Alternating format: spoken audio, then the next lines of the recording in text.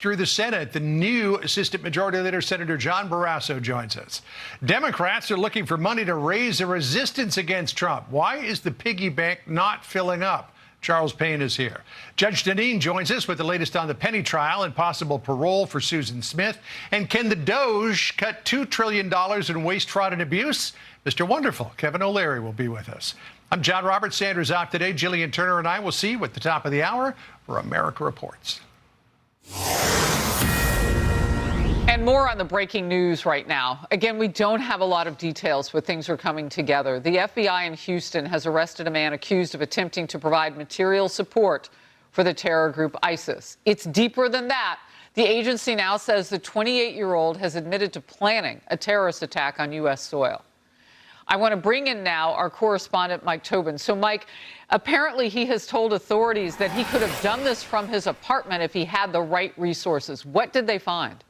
Well, our information really is preliminary at this point, and the feds generally try to keep their investigations as tight as they can until they can start getting things on the record. So in terms of that, he offered up his apartment as a place for people to stay. Apparently, so some of the bullet points that he was researching on how to conduct an attack on local military recruiting centers. He offered his home, as we mentioned, a sanctuary to ISIS operatives, and bragging that he would commit a 9/11 style attack if he had the resources. So it's not really clear what exactly that means, if he had the resources and what kind of resources he was able to get his hands on.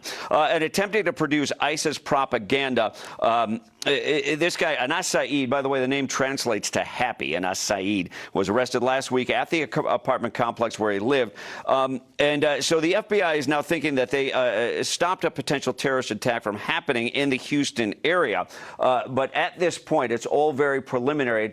We're just trying to figure out exactly what is the background behind this guy, Anas Saeed. He seems to be relatively young, certainly ideological. And the IDF has said they have stopped what he was planning, but we just have bits and pieces of the information about what was going on there. Harris? Look, where you started was so critical. We usually don't get any level of detail on an FBI investigation unless the public is somehow threatened. So what is the threat level then on this particular investigation that we would even get this much? Are you hearing?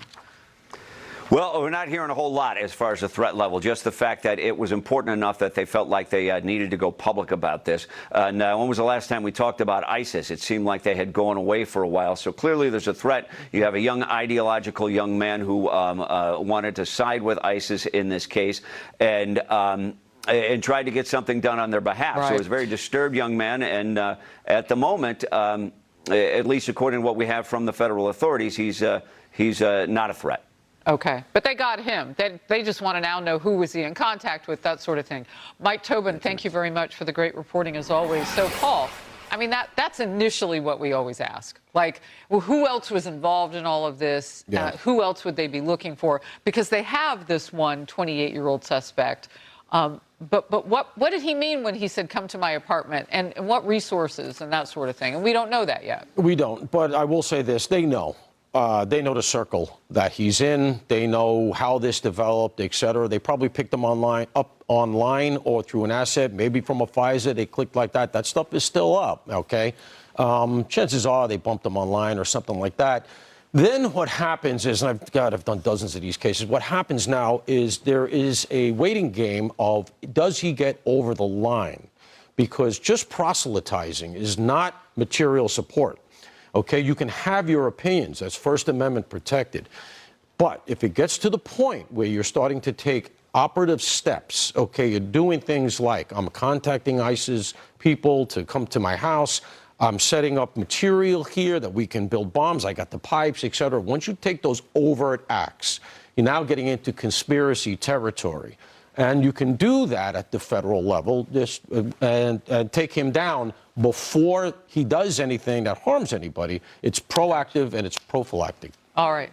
Thank you on that. Emily, you got a quick thought. Just a reminder that NBC reported in July that 400 migrants came to the U.S. through a human smuggling network, the southern border, that had a connection to ISIS. 150 of them have been arrested. 50 remain unaccounted for. And that's in addition to the 139 individuals on the terror watch list that came through the southern border. Wow. He's in Houston.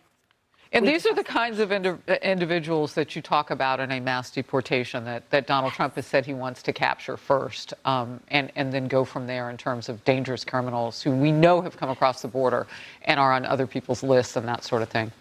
Right. All right, more outnumbered. We'll stay on the breaking news and so much more. We'll be right back.